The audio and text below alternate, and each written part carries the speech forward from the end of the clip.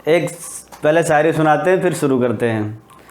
न कुछ एहसास है जज्बा है ना करीना है, नहीं कुछ जीने का मकसद तो फिर बेकार जीना है। जियो इस तरह की ज़िंदगी औरों के काम आए, जलाओ ऐसी समा रोशनी जो औरों के काम आए। जब उड़ जाएगा पंछी रूह का तो बेजान तन होगा, मिला देंगे सब खाक में तुझको मैला बदन होगा। बातचीत आज करेंगे।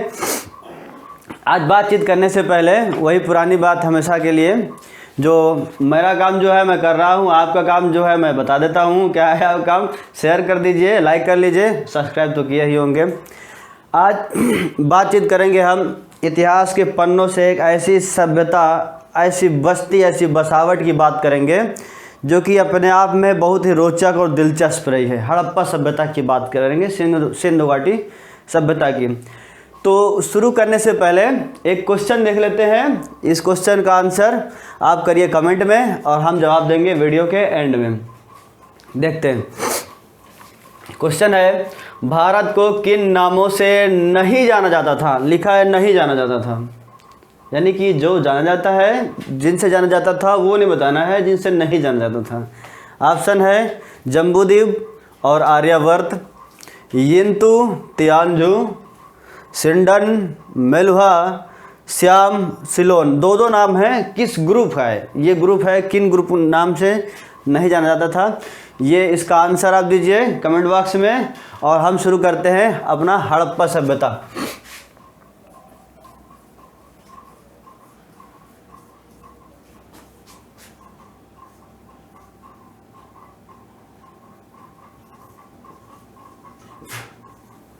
हड़प्पन सिविलाइजेशन, हड़प्पा सभ्यता।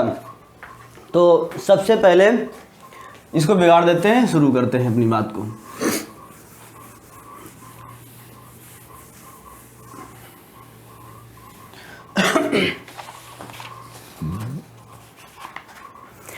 सबसे पहले तो बातचीत करेंगे हड़प्पा सभ्यता का। मोटा मोटा अगर बात करें कि टाइम क्या है और किस तरह का रहा होगा वहाँ का माहौल, वहाँ का सामाजिक जीवन, वहाँ का आर्थिक जीवन और वहाँ का राजनीतिक जनजीवन कैसा रहा है और अन्य सारी बातें और क्या क्या साक्ष्य मिले हैं, इन सब की हम बातचीत करेंगे। तो सबसे पहले अगर इतिहास के पन्नों में हम इसका वर्गीकरण करें तो कहाँ पर रखेंगे, ये बात सबसे पहले जहन में आती है। इतिहास पढ़ने का तरीका है, सबसे पहले उसका हम कालक्रम निर्धारित कर लें कि किस खंड में, किस कालखंड में वो रखा जाएगा। इसके पहले के वीडियो में जब हमने इतिहास को जानने का वर्गीकरण किया था, तो इतिहास को जानने का वर्गीकरण जब किया था तो उसमें 3 तरीके से हमने वर्गीकरण किया था। एक वो तरीका था, एक वो समय था जहाँ पर हमें या हमारे पूर्वजों को कोई भी लिपि और भाषा का, लिखित भाषा का ज्ञान नहीं था। तो जब वहाँ पे ज्ञान नहीं था, वो लिखते भी नहीं थे, कोई साक्ष्य भी नहीं मिले हैं, अन्य पुरातात्विक अवशेषों के बलबूते हम वहाँ का इतिहास लिखते हैं। वो हमारा था प्रागैतिहासिक काल। दूसरा था उसमें जहाँ पर लिपि मौजूद थी, उन लोगों ने लिखा है, लेकिन हम उन लोगों की लिपि को पढ़ नहीं पाए हैं, वो एक समय था। उसको बोलते थे आद्य ऐतिहासिक समय। क्या बोलते थे? आद्य ऐतिहासिक समय, आद्य ऐतिहासिक काल था, आद्य ऐतिहासिक प्रोटो हिस्ट्री का टाइम था, प्रोटो हिस्ट्री का टाइम था। तो इस टाइम का सबसे बड़ी खासियत क्या है? लिपि थी और बहुत विकसित नहीं थी और उस लिपि को हम लोग पढ़ नहीं पाए हैं, एक बात है। हड़प्पा सभ्यता की लिपि जो थी वो भी हम अभी तक पढ़ नहीं पाए हैं, अभी तक वो लिपि कहती क्या है ये नहीं बता पाए हैं, इसलिए हमने उसको किस में रख दिया है? आद्य इतिहास में रख दिया है। वैदिक कल्चर को भी आद्य इतिहास में रखा है और उसकी बात आगे हम करेंगे। सबसे पहले बातचीत करते हैं कि ये हड़प्पा सभ्यता की बातचीत करना है। हड़प्पा सभ्यता की जो खोज की बात है, तो सबसे पहले 1826 में, कब उसका टाइम लिख देता हूँ, 1826 में चार्ल्स मेसन। चार्ल्स मेसन को इस सभ्यता के बारे में जानकारी थोड़ी प्राप्त हुई, लेकिन चार्ल्स मेसन ने कोई भी दिलचस्पी नहीं दिखाई इसमें। जब कोई दिलचस्पी नहीं दिखाई तो ये सभ्यता ऐसे ही पड़ी रही। और ये माना जाता था अभी तक, इस हड़प्पा सभ्यता की खोज के पहले तक ये माना जाता था कि भारत में सिकंदर के आक्रमण के समय जो बसावट थी, जो बस्ती थी, उसके पहले इस तरह की किसी संस्कृति का अस्तित्व नहीं था, ये माना जाता था। लेकिन बाद में दयाराम साहनी, राखालदास बनर्जी, जॉन मार्शल, इन लोगों ने काम किया और काम करने के बाद में इस सभ्यता के अवशेषों को खोजना शुरू किया, पुरातात्विक खुदाई शुरू करवाई और बताया इन सभ्यता के बारे में क्या क्या जो अवशेष मिले हैं, उन अवशेषों के आधार पर हमने क्या किया है, इसका थोड़ा व्याख्या किया है इसके बारे में। तो सबसे पहले जानेंगे नामकरण। इस सभ्यता का क्या नाम दें, इस सभ्यता का क्या नाम दें। एक खास बात यह, कई नामों से जाना जाता है, इस सभ्यता को कई नामों से जाना जाता है। सबसे पहली बात तो ये है कि इस सभ्यता के जितने भी नगर मिले हैं, जितनी भी बस्तियां मिली हैं, वो सारी की सारी बस्तियां सिंधु नदी के किनारे प्राथमिक तौर पर मिली थी। बाद में हालांकि और अन्य नदियों के किनारे भी अवशेष मिले हैं, लेकिन जो मुख्य बसावट थी शुरुआती दौर में जो खोजें थी, वो कहाँ पे, सिंधु नदी घाटी के आसपास के क्षेत्रों में मिली। इसलिए इस सभ्यता का एक नाम दे दिया जाता है सिंधु घाटी सभ्यता। सिंधु घाटी सभ्यता, एक ये नाम दिया जाता है सिंधु घाटी सभ्यता। और इसके अलावा दूसरा जो सबसे बड़ा चर्चित नाम रहता है वो हड़प्पा सभ्यता। हड़प्पा सभ्यता दूसरा जो चर्चित नाम है हड़प्पा सभ्यता। हड़प्पा नाम क्यों दिया जाता है? क्योंकि आमतौर पर ये अवधारणा होती है किसी भी संस्कृति या सभ्यता का जो नगर या जो स्थल सबसे पहले खोजा जाता है, उस स्थल के नाम पर हम उस संस्कृति का नाम रख देते हैं। यानी कि ये इस सभ्यता का प्रतिनिधि शहर हो गया, प्रतिनिधि स्थल हो गया, इसलिए हम क्या बोलते हैं, इस सभ्यता का नाम हम हड़प्पा सभ्यता कह देते हैं। और बातचीत कर लेते हैं तो इस सभ्यता को भारत की प्राचीन सभ्यता कह सकते हैं, लेकिन वो भारत का विकास जो है उसके बाद में हुआ, वहाँ तक बहुत ज़्यादा अभी तब भारत जैसी कोई चीज़ थी नहीं जो हमारे पास आज दिख रहा है। भारत एक मुनव्वर नक्शा है भारत का, वो नहीं था, इसलिए भारत की सभ्यता कहना उचित नहीं होगा। अन्य बातों की हम बात करें तो सिंडन एक नाम मिलता है इस सभ्यता का। अभी जो क्वेश्चन दिए थे उसमें सिंडन लिखा हुआ था एक ऑप्शन में। सिंडन दरअसल ये कपास को बोलते थे। अन्य जो सभ्यताएं थी उस समय की, अन्य सभ्यताएं, अन्य विकसित शहर जो थे, नगर थे, वो नगर इस यहाँ से व्यापार करते थे, कपास का व्यापार करते थे। सिंडन कहते थे उसको सिंडन कहते थे। तो उसको जब सिंडन कहते थे तो इस सभ्यता को हम सिंडन नाम से मतलब उस समय के जो समकालीन लोग थे इस सभ्यता को सिंडन नाम से जानते थे। और चौथी अगर हम बातचीत करें, इसके आगे की बात करें, उस समय की एक और सभ्यता थी, सभ्यताएं और भी थी, लेकिन जो हमारा व्यापार यानी कि सिंधु नदी घाटी सभ्यता जो थी, हड़प्पन सिविलाइजेशन या मोहनजोदड़ो की थी सभ्यता थी, उसका व्यापार कहाँ से होता था? मेसोपोटामिया से होता था। अधिकतर मेसोपोटामिया की सभ्यता से जो व्यापार होता था तो वहाँ का एक राजा था सारगोन, लिख देता हूँ नाम।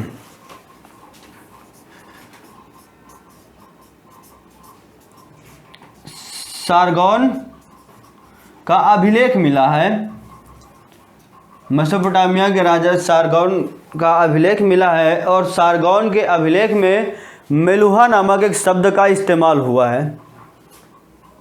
किसका इस्तेमाल हुआ है?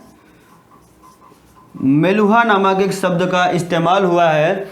और ये कुछ इतिहासकारों ने बताया कि ये संभवतः ये जो मेलुहा जो शब्द है वो हड़प्पा सभ्यता के लिए प्रयुक्त होता था। ये मेलुहा शब्द बाद में अभी लेटेस्ट कुछ ही साल पहले एक किताब आई थी, अमीश त्रिपाठी ने लिखा था द रिटर्न्स ऑफ मेलुहा, वो इसी नाम पर बेस्ड है। अमीश त्रिपाठी ऐसी ऐतिहासिक चीज़ें लिखते हैं और नया नया प्रयोग करके लाते हैं सामने हमारे। तो ये एक मोटा मोटा खाका हो गया कि इस सभ्यता को हम क्या नाम दें, ये एक बड़ी बात हो गई। बड़ी बात क्या, छोटी छोटी बात हो गई कि इस सभ्यता को किन किन नामों से जाना जा सकता है। कुछ लोग मोहनजोदड़ो की सभ्यता कह सकते हैं। मोहनजोदड़ो इस सभ्यता का सबसे बड़ा नगर रहा है। दूसरे नंबर पर दूसरे कालक्रम में खोजा गया था। ये जो हड़प्पा सभ्यता थी, इसकी खोज जो प्रॉपर वे में शुरू हुई 1921 में शुरू हुई दयाराम साहनी द्वारा।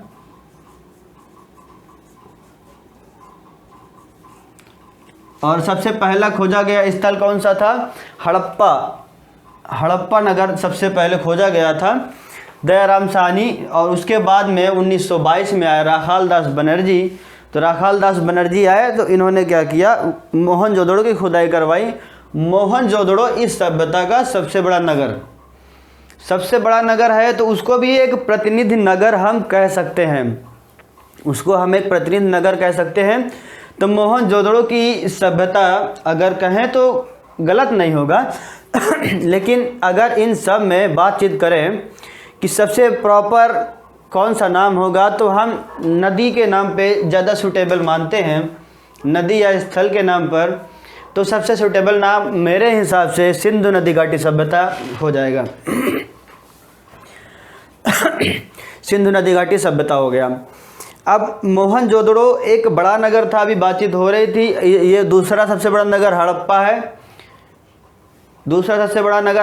है। तो ये हड़प्पा और मोहनजोदड़ो ऐसा लगता है कि ये इस सभ्यता के दो बड़े प्रतिनिधि नगर थे। और ये दोनों ही इस पूरे साम्राज्य की जो साम्राज्य हुकूमत जो रही होगी, उस पूरी हुकूमत की दोनों राजधानियां रही होंगी। वो चाहे हुकूमत जैसी वाणिज्यिक रही हो, धार्मिक रही हो, लोकतंत्रात्मक रही हो, राजतंत्रात्मक रही हो, लेकिन ये ऐसा लगता है कि ये दो बड़े नगर दोनों ही राजधानी नगर रहे होंगे। मोहनजोदड़ो की बातचीत कर लें तो मोहनजोदड़ो के नाम से एक फिल्म आई थी अभी बॉलीवुड में कुछ साल पहले, ऋतिक रोशन ने अभिनय किया था उसमें, मेन लीड में रहे वो। और इस तरह से देखें कि ये सिंधु घाटी नदी सभ्यता का क्या नाम हम दे सकते हैं, ये एक पार्ट हो गया। अब इसके बाद में आगे देखते हैं। चूँकि ये कांस्य युग में थी इसलिए कांस्य युगीन सभ्यता कहा जा सकता है, उसका एक पार्ट है, उस कांस्य युगीन सभ्यता का एक अंग है। ये तो टाइम के हिसाब से हो गया, उस टाइम में पार्ट है ये।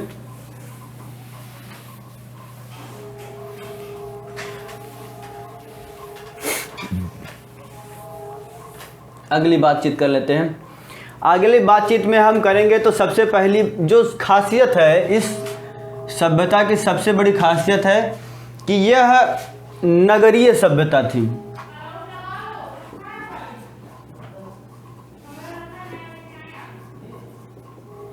यह नगरीय सभ्यता थी और उस टाइम तक अभी नगर विकसित नहीं हुए थे। इसके पहले के अगर समय में जाएं, पूर्व हड़प्पा की जो संस्कृतियां रही हैं, उन संस्कृतियों में अगर देखें या नवपाषाणकालीन बस्तियों में देखें या ताम्र पाषाणकालीन शुरुआती बस्तियों में देखें, तो इंसान क्या था, अब बसावट करने लगा था, एक समाज का विकास करने लगा था। तो अभी तक क्या थी, वो सारी चीज़ें अभी आदिम थी। अब ये आदिम समय से ये चीज़ें क्या हो रही हैं, अब थोड़ा थोड़ा इनमें सभ्यता का विकास हो रहा है। सभ्यता का विकास का सेंस ये है कि यहाँ पर लोग अपने रहन सहन में थोड़ा परिवर्तन, चीज़ों भौतिक वस्तुएं जो है उनका प्रयोग नए तरीके से करना शुरू किया।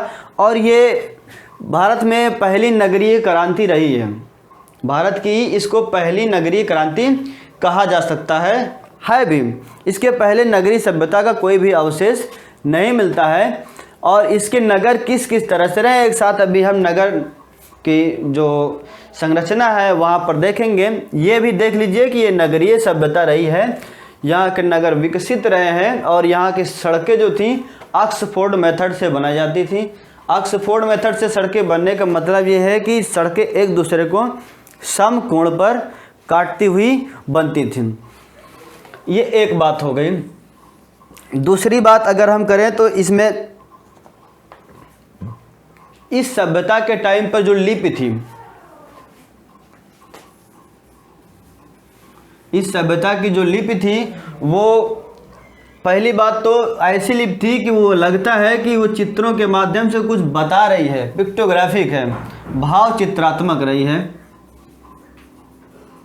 जो लिपि रही है वो कैसी रही है, भाव चित्रात्मक रही है। भाव चित्रात्मक मतलब कुछ चित्र बना हुआ है, सांकेतिक रूप से उस चित्र का कोई मैसेज हो, कोई मतलब हो। पहले वीडियो में हमने एक एग्जाम्पल उसका दिया था। तो इसका नाम अगर देखें तो इसका नाम बाउस्ट्रोफिडन, बाउस्ट्रोफिडन।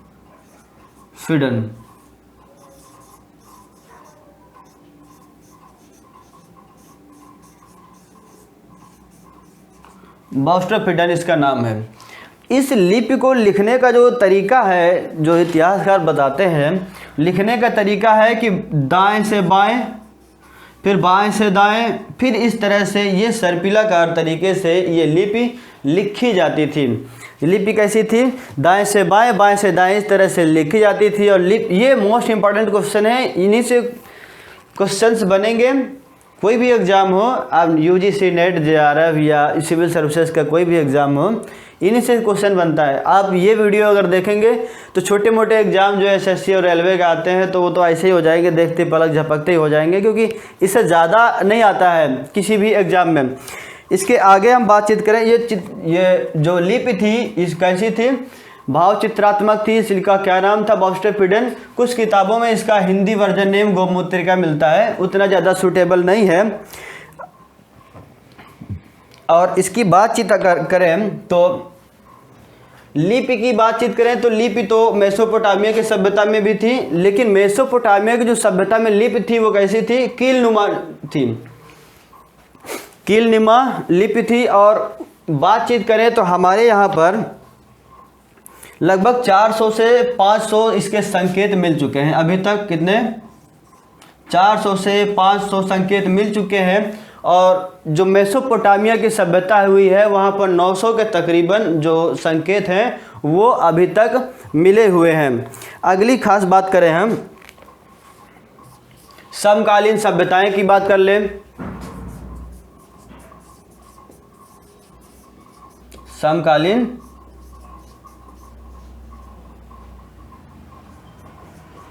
सभ्यताएं, समकालीन यानी कि उस टाइम में इस सभ्यता के समांतर में, इस सभ्यता के साथ साथ में और दुनिया में कौन कौन सी मुख्य सभ्यताएं थीं।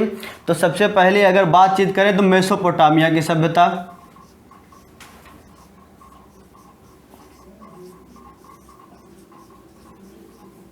मेसोपोटामिया की सभ्यता कहाँ पर थी, ये दजला और फरात, दजला फरात नदियों के किनारे पर विकसित हुई थी मेसोपोटामिया की सभ्यता। और जो दूसरी थी ये इराक में पड़ता है, इराक और आसपास का क्षेत्र पड़ता है। और दूसरी थी मिस्र की नील नदी की सभ्यता, मिस्र कर दें, नील नदी कह दें, नील नदी। और यानी कि मिस्र की जो सभ्यता थी वो। तीसरी सबसे है चीन की सभ्यता, ये किस नदी के किनारे पर है, हुआंगहो, हुआंगहो नदी के किनारे पर विकसित हुई थी। ये उस समय ये चारों यानी कि हड़प्पा सभ्यता, सिंधु नदी घाटी सभ्यता और ये मेसोपोटामिया की सभ्यता, नील नदी सभ्यता और क्या है चीन की सभ्यता, ये थे उस समय के प्रचलित सभ्यताएं थी और इनका आपस में व्यापार होता रहा होगा, ऐसा हमें संकेत मिलते हैं। मेसोपोटामिया का हड़प्पा सभ्यता से बहुत ज़्यादा मिलते हैं, साक्ष्य मिलते हैं, उनकी हम चर्चा कर रहे हैं अभी। ये एक बात हो गई और इसको रब कर दें, ज़रूरत हो तो स्क्रीनशॉट ले सकते हैं आप।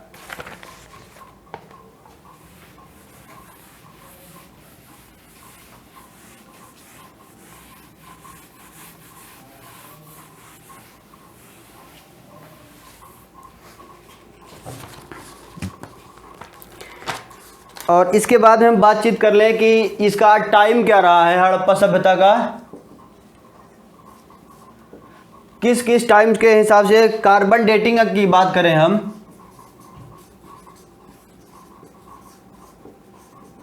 कार्बन डेटिंग के मुताबिक इसका समय कितना था, 2350 से लेकर के 1750, ये बीसी में ही टाइम है। और मार्टिमर व्हीलर ने बताया, जो मार्टिमर व्हीलर के अनुसार 2500 से लेकर के 1500 बीसी तक का टाइम बताया है। और इसके बाद में डीपी अग्रवाल, ये एनसीईआरटी के हिसाब से है क्या, 2300 से लेके 1750 बीसी तक का जो टाइम है ये है। कार्बन डेटिंग के मुताबिक जो ये विज्ञान का, फिजिक्स का एक मेथड होता है कार्बन डेटिंग, किसी भी पुराने अवशेष का आयु अंकन करने के लिए कार्बन डेटिंग का इस्तेमाल किया जाता है। कार्बन डेटिंग में होता क्या है, कार्बन के जो दो समस्थानिक होते हैं, कार्बन 14 और कार्बन 12, कार्बन 12, उनके अनुपात के अनुसार, उनका जो अनुपात होता है उससे हम करते क्या है, इन वस्तुओं की या फिर अवशेषों की आयु का अंकन करते हैं। इसको कार्बन डेटिंग को खोजा था विलार्ड लिबवी ने। और जो वस्तुएं बहुत ज़्यादा पुरानी हो जाती हैं, तकरीबन 50,000 साल से ज़्यादा की बात कर दें या इससे ज़्यादा की चीज़ें पुरानी हो जाती हैं, तो उन पुरानी चीज़ों को हम रेडियम डेटिंग से नापते हैं। डेटिंग बाय रेडियम कहते हैं उसको। जैसे पृथ्वी का आयु अंकन करना है तो हमको रेडियम डेटिंग से करना पड़ेगा। सामान्य तौर पर इतिहास की सामग्री है तो वो हम किससे, कार्बन डेटिंग से उसको हम डेट कर लेंगे कि ये इसकी डेट अमूमन क्या रही होगी। एक बात, मार्टिमर व्हीलर का मानना है कि यह सभ्यता 2500 से लेकर के 1500 बीसी तक के रही होगी। डीपी अग्रवाल के हिसाब से ये क्या है, 2300 से लेकर के 1750 बीसी तक के ईसा पूर्व तक ये सभ्यता विकसित रही है। इसके बाद इस सभ्यता का विनाश हो गया होगा। ये तीन मुख्य हैं, बाकी बहुत इतिहासकारों ने अलग अलग टाइम बताया है।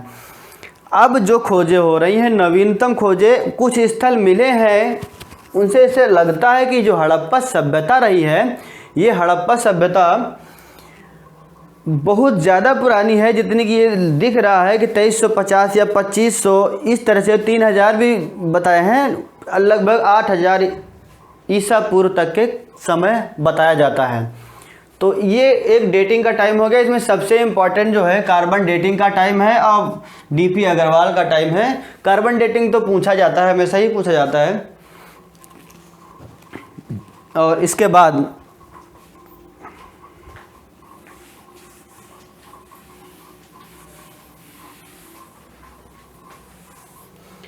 में हम बातचीत कर लें कि मेसोपोटामिया सभ्यता थी, उस समय की समकालीन सभ्यता मेसोपोटामिया की सभ्यता थी और उसके हमारे संबंध थे। तो इसमें मेसोपोटामिया की सभ्यता और हमारी सभ्यता में अंतर क्या क्या था ये देखना है। तो सिंपल सी बातचीत कर लेते हैं। एक तरफ लिख देते हैं मेसोपोटामिया या सुमेरिया, दूसरा है हड़प्पा सभ्यता। मेसोपोटामिया की सभ्यता और हड़प्पा सभ्यता। सबसे पहली जो बात है कि ये जो यहाँ पर जो लिपि है, यहाँ पर लिपि जो है कीलनुमा है। और हमारी सभ्यता जो थी हड़प्पा सभ्यता, इसकी लिपि कैसी थी,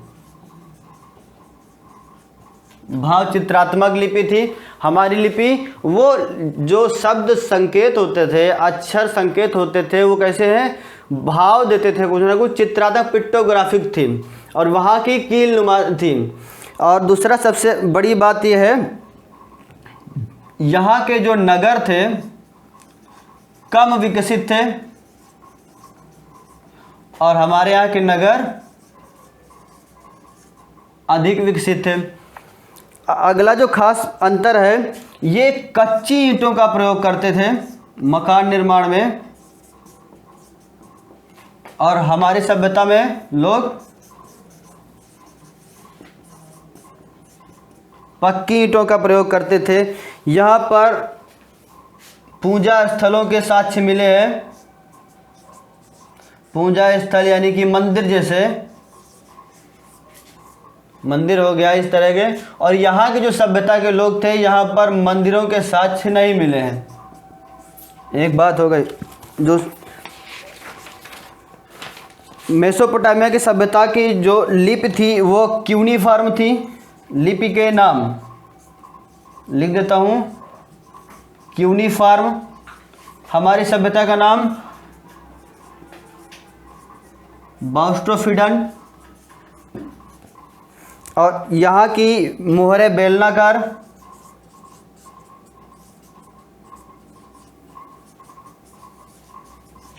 और हमारे यहाँ की अधिकतम जो मोहरें हैं वो चौकोर। अब इसको देख लेते हैं एक बार। मेसोपोटामिया की जो सभ्यता थी, मेसोपोटामिया की सभ्यता की जो लिपि थी वो लिपि संकेत मैक्सिमम कीलनुमा थे, और हमारे यहाँ की सभ्यता के जो संकेत थे वो भाव चित्रात्मक थे। इनकी संख्या तकरीबन 900 के मिलती है अलग अलग किताब में और अलग अलग इतिहासकार के अनुसार, क्योंकि खोज होती रहती है। तकरीबन 900 के साक्ष्य हैं, यहाँ पे 400 से 500 साक्ष्य मिले हैं। यहाँ पर नगर कम विकसित थे, अभी ये शुरुआती दौर में थे, और यहाँ पर हमारे यहाँ के हड़प्पा सभ्यता के नगर जो कैसे थे, अधिक विकसित थे, वेल कंप्लीट थे, दुर्गीकृत थे। दुर्गीकृत मतलब अच्छे से फोर्ट सिस्टम था, रक्षा के सुरक्षा के लिए अच्छी प्राचीरों का इस्तेमाल होता था। प्राचीर मतलब अच्छे से उनको क्या दुर्गीकृत कर दिया जाए, दुर्गीकृत करने मतलब घेरा कर दिया जाए अच्छे से, उस तरह के नगर थे। सड़कें ऑक्सफोर्ड मेथड से बनती थी, और यहाँ के नगर के जो घर होते थे वो मेन रोड में ना खुल करके गलियों में खुलते थे, खिड़कियाँ और दरवाजे। घरों में किचन होता था, और किचन के साथ साथ में एक आंगन होता था, एक आंगन, और साथ में क्या होता है, घरों में स्नानागार का भी एक प्रबंध होता था। एक घर में इतनी सब चीज़ें होती थी। यहाँ पर ये अभी आदिम स्वरूप में था विकास।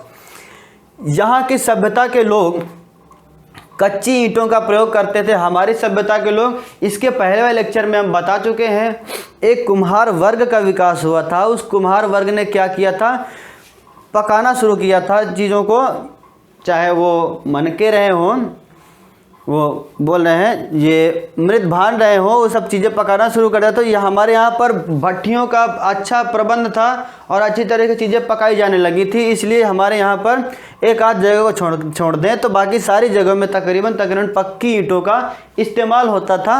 और हम लोग क्या करते थे, जिप्सम से जुड़ाई करते थे, जो दीवारों की ईंटों की जुड़ाई करते थे जिप्सम से करते थे। जिप्सम मतलब प्लास्टर ऑफ पेरिस का बड़ा भाई।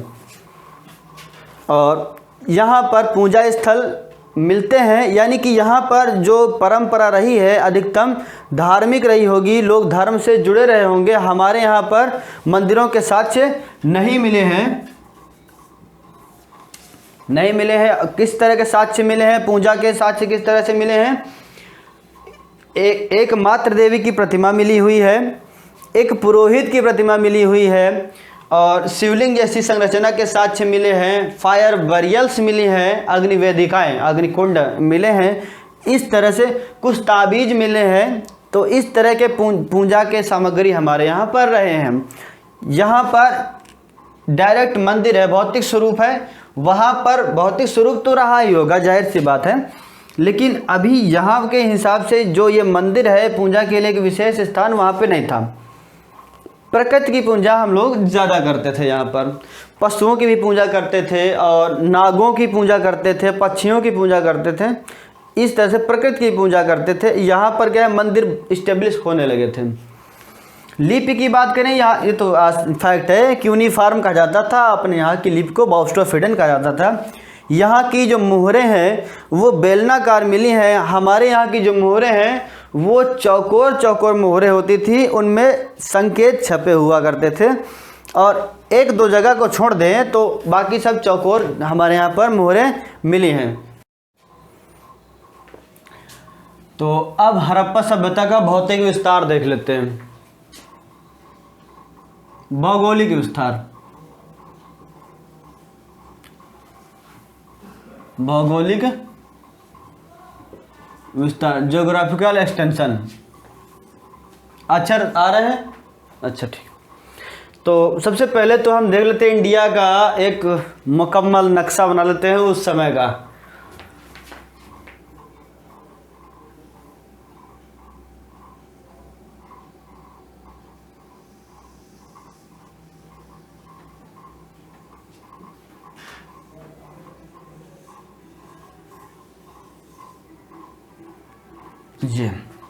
ये इंडिया का मुकम्मल नक्शा है उस समय का।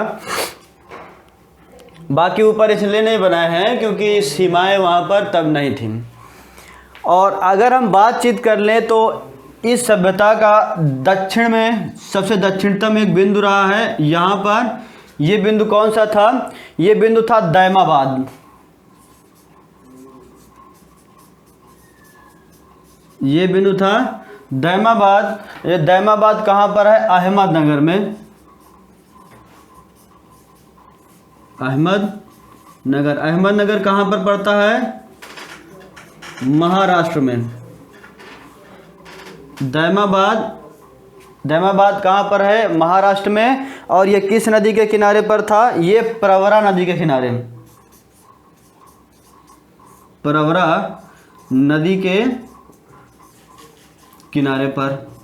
ये सिंधु घाटी सभ्यता का जो दक्षिणतम बिंदु मिला है वो कहाँ पर मिला है? दैमाबाद में मिला है। दैमाबाद कहाँ पर है? अहमदनगर में है। अहमदनगर जिला है एक महाराष्ट्र का।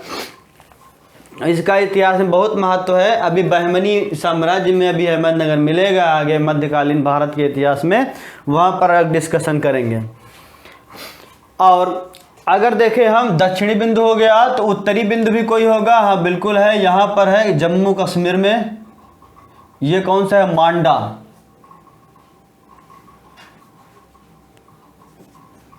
मांडा था। मांडा कहाँ पर था? चेनाब नदी के किनारे, अखनूर में।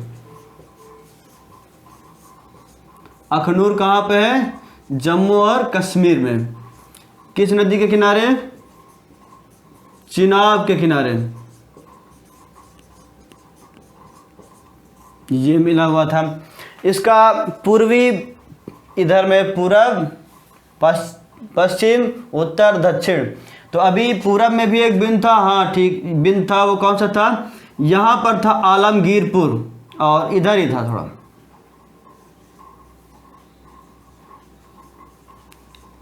आलमगीर गड़बड़, आलमगीरपुर ये कहाँ पड़ता था? ये हिंडन नदी के किनारे था, उत्तर प्रदेश में पड़ता था। हिंडन के किनारे पर पड़ता था। ये मेरठ उत्तर प्रदेश में पड़ता है। मेरठ यूपी। ये हो गया उत्तरतम बिंदु, ये हो गया दक्षिणतम बिंदु, ये हो गया पूर्वतम बिंदु। और यहाँ पर बलूचिस्तान में एक था नगर,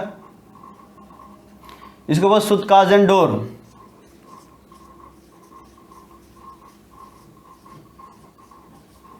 सुतकाजनडोर ये कहाँ पड़ता था? ये दास्क नदी के किनारे, बलूचिस्तान। बलूचिस्तान वर्तमान में पाकिस्तान। किस नदी के किनारे है?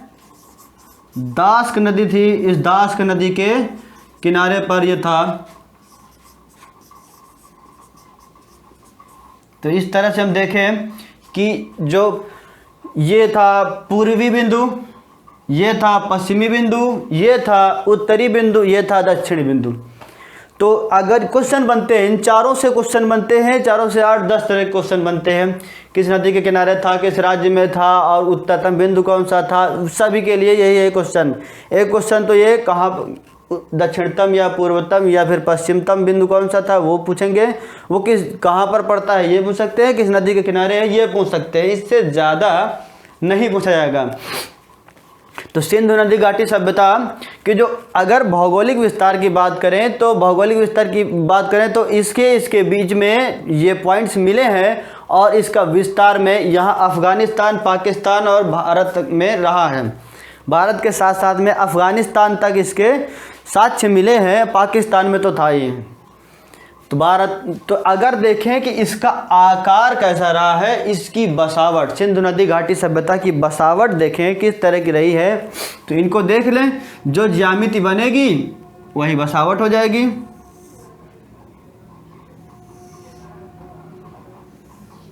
ये इस तरह की बसावट रही है। ये थोड़ा सा अगर इधर शिफ्ट होता तो त्रिभुजाकार रही है। मैक्सिमम किताबों में त्रिभुजाकार बता देते हैं, वो इस वजह से क्योंकि ये लगभग एक त्रिभुज का शेप क्या कर रहा है, मुकम्मल कर रहा है। और एक्चुअल में तो ये एक चतुष्कोणीय एक फिगर है और वही सही है, लेकिन अगर आता है एग्जाम में तो त्रिभुजाकार को ही सही माना जा रहा है, इसलिए त्रिभुजाकार ही सही मानेंगे। तो ये एक क्या हो गई, एक बातचीत हो गई। और इसके विस्तार की बातचीत कर लें तो इसके साक्ष्यों के अनुसार अब तक के एक बार एक क्वेश्चन आया था, सिंधु नदी घाटी सभ्यता के अब तक कितने नगरों की खोज हो चुकी थी। ऑप्शन दिया हुआ था, उसमें एक जो सही ऑप्शन था 1400 से अधिक। तो उस समय के हिसाब से परिप्रेक्ष्य से ये 1400 से अधिक स्थलों की खोज हो चुकी है। लेकिन अब समय थोड़ा बढ़ गया है, तो जो स्थलों की खुदाई हो गई इससे ज़्यादा हो गई है। 2800 के तकरीबन साक्ष्यों वो स्थलों की खोज हो चुकी है। और इस सभ्यता का जो सबसे बड़ा नगर है, सबसे बड़ा नगर वो कौन सा है, मोहनजोदड़ो।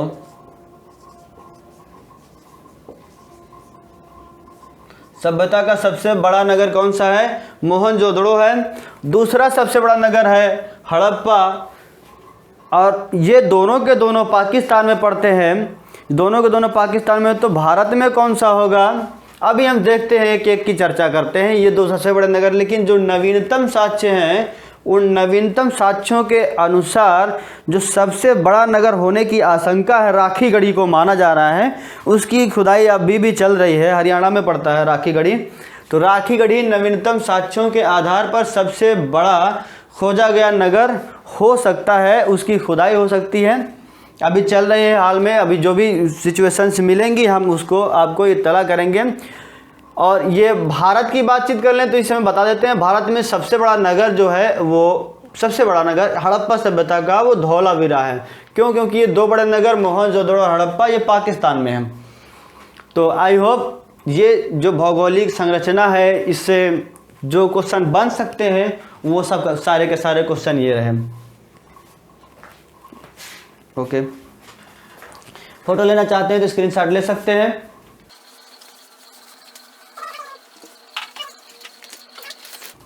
इसके बाद में बातचीत कर लेते हैं सिंधु नदी घाटी सभ्यता में कौन कौन सी प्रजातियां थीं।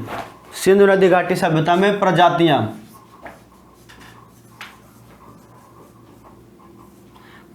जो पाई जाती थी वो कौन सी थी, भूमध्य सागरी,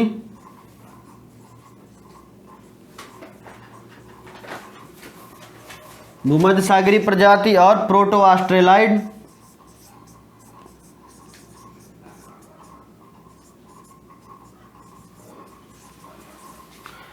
जो तीसरी प्रजाति अल्पाइन और मंगोलाइड प्रजाति पाई जाती थी।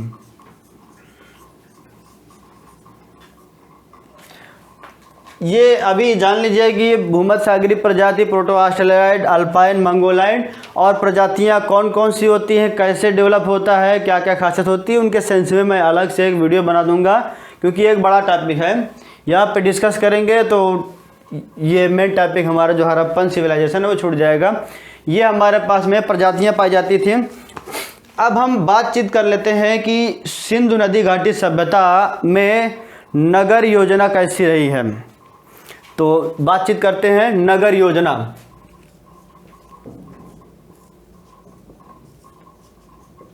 सिंधु नदी घाटी सभ्यता में नगर योजना कैसी रही है ये देखना है सबसे पहले। तो सबसे खास बात जो थी, जो सड़कें थी वो ऑक्सफोर्ड मेथड से बनती थी। ऑक्सफोर्ड मेथड का मतलब है सड़कें समकोण पर काटती थी। सड़कें समकोण पर काटती थी। सबसे पहली बात यह है, जैसे आज के समय में क्या होता है, सड़क अगर वेल डिफाइन अगर रोड रेजेशन होता है, निर्माण होता है, तो क्या करते हैं, सड़कें बाकायदे काटती हैं, उनके लिए प्रबंध होता है, समकोण पर काटते हैं। दूसरी सबसे बड़ी खास बात ये थी, यहाँ पर क्या बोलते, नगर जो थे दुर्गों में बटे हुए थे। नगर दुर्गों में बटे हुए थे। और कौन कौन से दुर्ग होते थे? दो तरह के खास तौर से दुर्ग पाए जाते थे, एक ऊंचे दुर्ग और दूसरे निम्न या निचले दुर्ग होते थे। ऊंचे जो दुर्ग होते थे उनमें शासक वर्ग रहता था। जो ऊंचे दुर्ग होते थे उनमें राजा रहा होगा तो राजा, या फिर जो भी हुकूमत का पद रहा होगा उससे संबंधित वर्ग रहता था। यहाँ पर तो शासक वर्ग में लिख देता हूँ। जो ऊंचे दुर्ग होते थे वहाँ पर क्या होता था, शासक वर्ग का निवास होता था। और जो अदर इसके अलावा अन्य जो वर्ग होते थे, आम जनमानस हो गया, व्यापार वर्ग हो गया, ये सब कहाँ रहते थे? निचले दुर्गों में रहते थे। तीसरी खास बात जो थी, जैसे कि ग्रामीण क्षेत्र में क्या होता है, घर बनते थे, घरों से पानी निकलने का प्रबंध होता है, तो प्रबंध होता था नालियाँ बना देते हैं, पानी बहता रहता है। यहाँ पर ऐसा नहीं था। ये सभ्यता के लोग इतने वेल मैनर्ड थे, इतने बेहतरीन तरीके से नालियों का प्रबंध करते थे, तो घरों से जो नालियाँ निकलती थी वो ढकी रहती थी। जैसे शहरों में आजकल मिलता, गांव में भी हो गया है, नालियाँ ढकी रहती थी बाकायदे, जैसे पानी के निकलने का यानी जल निकास का प्रबंध अच्छा होता था। अगली खास बात यह है, पक्की ईंटों को छोड़ करके वो पक्की ईंटों का प्रयोग होता था। पक्की ईंटों का प्रयोग होता था भवन निर्माण के लिए पक्की ईंटों का प्रयोग होता था। इसके अपवाद हैं कि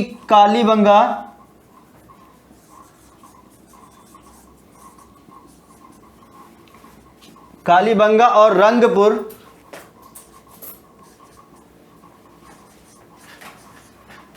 को छोड़कर, कालीबंगा और रंगपुर को छोड़ दिया जाए तो हर जगह पर तकरीबन पक्की ईंटों का प्रयोग होता था। ये सभ्यता विकसित हो रही थी, ताम्रपाषाण कालीन सभ्यता से विकसित हुई थी। और उसके बाद में क्या होता, अभी उसी का प्रभाव यहाँ पर रहेगा। इसलिए क्या है, ये हमारे पास में कच्ची ईंटों का प्रयोग करने वाला एक क्षेत्र मिलेगा। दूसरे सबसे खास बात ये है, चौथी सबसे बात, जो घर होते थे, घर बाकायदे, जैसे आज के समय फ्लैट वगैरह 1 BHK 2 BHK 3 BHK ऐसे यहाँ भी होता था। क्या होता था, यहाँ पर एक आंगन होता था, घर में एक आंगन होता था, एक किचन होता था, रसोई घर, और एक बाथरूम, कहते हैं स्नान घर, एक बाथरूम होता था, और साथ में पानी का प्रबंध होता था और कुएं का भी प्रबंध होता था। ये इस तरह के घर बनाते थे बाकायदे। जैसे आज की सुविधा क्या है, हम लोग करते क्या है, स्नानागार बनाते हैं, वहीं किचन भी बना लेते हैं, उसी घर में सब कुछ रहता है। पानी के लिए मोटर गड़वा लिए या फिर हैंडपम्प लगवा लिए पर्सनल।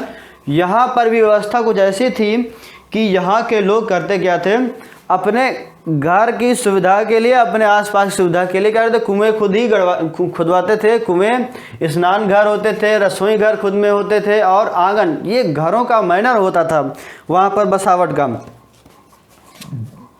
अगली बात, रक्षा प्राचीर होती थी।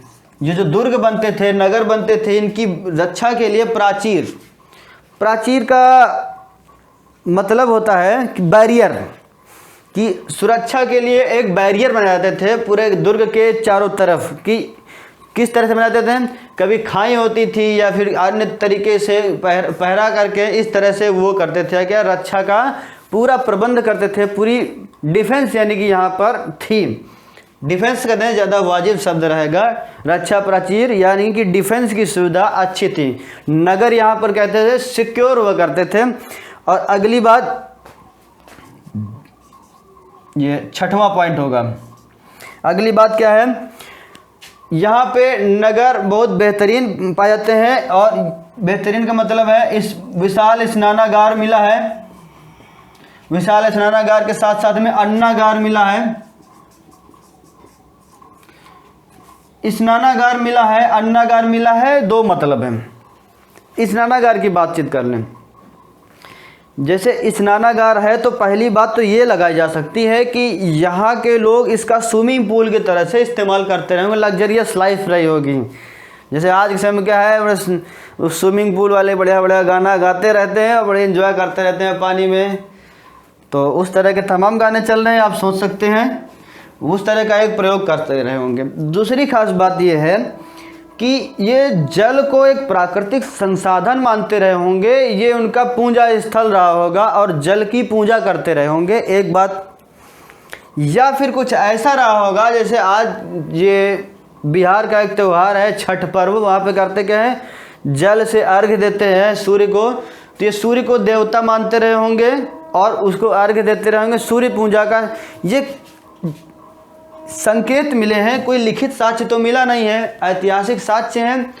आप अपने आप से भी तजुर्बा कर सकते हैं कि इसका उस समय के परिप्रेक्ष्य में क्या महत्व रहा होगा। तो ये जो स्नानागार मिला है, स्नानागार से जल निकलने का भी प्रबंध था और बाकायदे कुओं का भी प्रबंध था।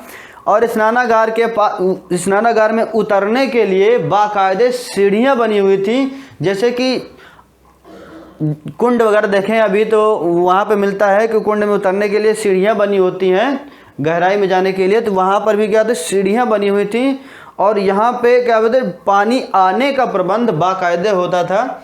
और इसके पास में बरामदे जैसी कोई बरामदे थे, यानी कि स्नान करते रहे होंगे तो उसके बाद का जो है कपड़े चेंज करने वगैरह का या फिर पूजा का कुछ काम रहा होगा, तो बरामदे बाकायदे मिले हैं इसके पास में।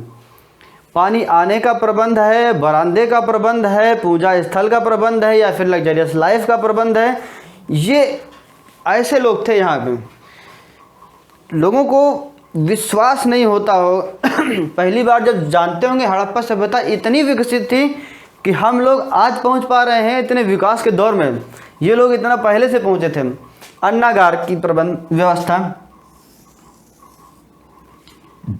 ग्रेनरी बोलते हैं, अनाज इकट्ठा करने की जगह अन्नागार था। इसका कुछ मतलब, पहला तो ये मतलब रहा होगा कि जो शासक वर्ग रहा होगा, जो हुकूमत रही होगी, वो हुकूमत टैक्स लेती रही होगी आम जनता से। और टैक्स लेती रही होगी तो वो टैक्स किस तरह का रहा होगा, जाहिर सी बात है मुद्रा के रूप में नहीं था, क्योंकि उस समय जो था वो विनिमय प्रणाली थी, वस्तु विनिमय की प्रणाली थी। एक वस्तु दे करके दूसरी वस्तु को लेना, ये व्यवस्था थी। मुद्रा के द्वारा लेन देन नहीं होता था। तो जाहिर सी बात है ये राजा जो टैक्स लेता रहा होगा, यह हुकूमत जो भी टैक्स लेती रही होगी वो यहाँ पे स्टोर करती रही होगी, एक मतलब ये है। लेकिन ये एक कमज़ोर मतलब है, क्योंकि उस समय तक ऐसी कोई बेहतरीन व्यवस्था का प्रबंध अधिक पैमाने पर देखने को नहीं मिलता है। तब क्या मतलब है, एक दूसरा मतलब ये रहा होगा कि उस समय आपदा के दौरान बाढ़ हो गया, सूखा हो गया, या फिर कोई बीमारी महामारी हो गई, या फिर फसलों का ख़राब हो जाना, किसी भी तरीके से टिड्डी दल आ गया, जैसे कि पिछले साल आया था बहुत तेज़ी से टिड्डी दल पूरी फसल खा गया। तो ये क्या था, एक स्टोर सेंटर था। स्टोर सेंटर रहा होगा कि हमारे साम्राज्य में जब कोई आपदा आएगी जब कोई विपदा आएगी तो हम अन्नागार में जो इकट्ठा है हमारा अनाज, उसका क्या कर लेंगे, हम लोग प्रयोग कर लेंगे। ये बात रही होगी। अन्नागार बढ़िया वेल कंप्लीट अन्नागार बने हुए थे। और अगली बात कर लें, दिख रहा है अभी वहाँ से, दरवाजे व खिड़कियाँ गली में खुलते थे। दरवाजे व खिड़की गली में खुलते थे। देखो, दरवाजे व खिड़कियां गली में खुलते थे। गली में खुलते थे यानी कि मेन रोड है, मेन रोड से बसावट है, बसावट के जो दरवाजे हैं वो मेन रोड में ना खुल करके गलियों में खुल रहे होंगे, दरवाजे भी और खिड़की भी। ऐसा क्यों? ऐसा इसलिए रहा होगा कि जो रोड्स थी उस समय के, जो मार्ग रहे होंगे, हालांकि उतने ज़्यादा व्यस्त नहीं रहे होंगे, ये अंदाज़ा लगाया जा सकता है। लेकिन एक नगरीय क्रांति हुई थी उस समय के परिप्रेक्ष्य में, जनसंख्या तेज़ी से बढ़ी होगी यहाँ पर, क्योंकि यहाँ पर अनुकूल दशाएं पाई गई। सर्वाइवल ऑफ लाइफ कम हो गया, यानी कि संघर्ष जीवन का कम रहा है, एक आरामदायक ज़िंदगी रही होगी लोगों की। इसलिए ये नहीं कहा जा सकता कि बहुत ज़्यादा व्यस्त सड़कें रही होंगी। लेकिन ये सड़क सुरक्षा के दृष्टिकोण से ये क्या है, दरवाजे खिड़की गली में खोलते थे। एक कारण ये है कि धूल मिट्टी नहीं जाती है, बाकी की चीज़ें, और सड़क से दूरी रहती है तो सुरक्षा के दृष्टिकोण से भी वो ईजी होता है। ऐसे ये लोग थे। और जो लोग यहाँ पर ईंटों का प्रयोग करते हैं वो 4x2 दिख रहा है, 4x2x1 ये ईंटों का आमाप होता था, जो जिन ईंटों का वो इस्तेमाल करते थे, लंबाई, चौड़ाई और ऊंचाई, इस तरह की ईंटों का इस्तेमाल वो करते थे। आमतौर पर ये घनाभ के आकार की ये ईंटें हुआ करती थी। लेकिन कुछ स्थल मिले हैं, चन्हुदरों से मिला है कि वक्राकार ईंटें मिली हैं, सजावटदार। चन्हुदरों अपने आप में क्या था, एक कह सकते हैं कि सौंदर्य नगर था। उस समय का हड़प्पा सभ्यता का एक सौंदर्य नगर था। वीडियो बहुत लंबा हो रहा है, तो आज के लिए इस वीडियो को यानी कि ये पूरे टॉपिक को कंटिन्यू करेंगे अगले वीडियो में, क्योंकि एक वीडियो में मैं नहीं समझता हूँ कि पूरी चीज़ों को कवर कर देना अच्छी बात होगी। बहुत लंबे वीडियो जाते हैं, बोरिंग सा लगने लगता है। एंजॉय करते रहिए। उस क्वेश्चन का आंसर दे देते हैं जो क्वेश्चन हमने दिया था शुरुआत में।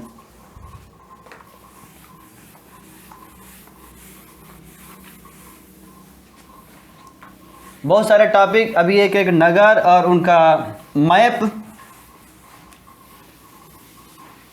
बाकी सब जनजीवन, ये भी बाकी है, अगले वीडियो में देखते हैं। क्वेश्चन ये था कि भारत को किन नामों से नहीं जाना जाता था। वर्तमान परिप्रेक्ष्य में जो नाम चल रहे हैं उनकी बात नहीं करी गई है। एक तो भारत का आधिकारिक रूप से जो नाम है, केवल 2 नाम है। India that is Bharat shall be union of states, हमारे संविधान के पहले आर्टिकल में लिखा हुआ है, हमारे देश का नाम लिखा हुआ है, 2 नाम लिखे हुए हैं, इंडिया और भारत। आधिकारिक तौर पे हमारे देश का नाम इंडिया और भारत 2 है। इंडिया और भारत बस 2 ही नाम है।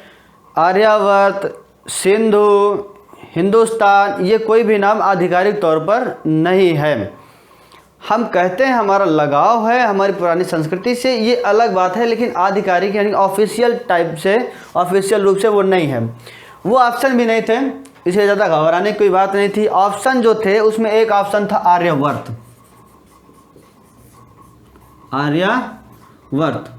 आर्यावर्त ऑप्शन था। आर्यावर्त ये भारत का नाम था ही, क्योंकि आर्य यहाँ पर आए थे, ये जग जाहिर है, कोई नई बात नहीं है।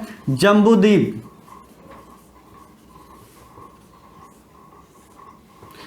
बौद्ध ग्रंथों में भारतीय प्रायद्वीप को जम्बूद्वीप कहा गया है, इसलिए ये वाला पार्ट सही था। आर्यावर्त और भारत दोनों एक ही ऑप्शन में हमने दिया था, ये वाला पार्ट सही था। यानी कि नाम थे, क्वेश्चन था कि नाम नहीं थे।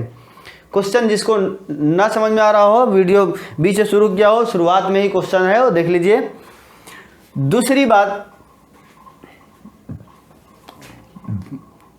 मेलुहा, अभी जिक्र हो ही गया है। मिल्हुआ और सिंडन, वीडियो में बताया है कि दोनों के दोनों क्या है, भारत के पुरानी सभ्यता में भारत की भूमि के ये नाम थे। रिलेशन है उनका, रिलेशन है तो ये भी नाम थे, यिंतु और तियानजू। यिंतु और तियानजू जो चाइनीज लोग थे, चीनी लोग थे, व्यापार करते थे, भारत को दक्षिण एशियाई क्षेत्र में भारत को यिंतु और तियानजू नाम से जानते थे। तो ये भी ऑप्शन सही है। लास्ट वाला ऑप्शन जो था श्याम, और एक था सिलोन, श्याम और सिलोन।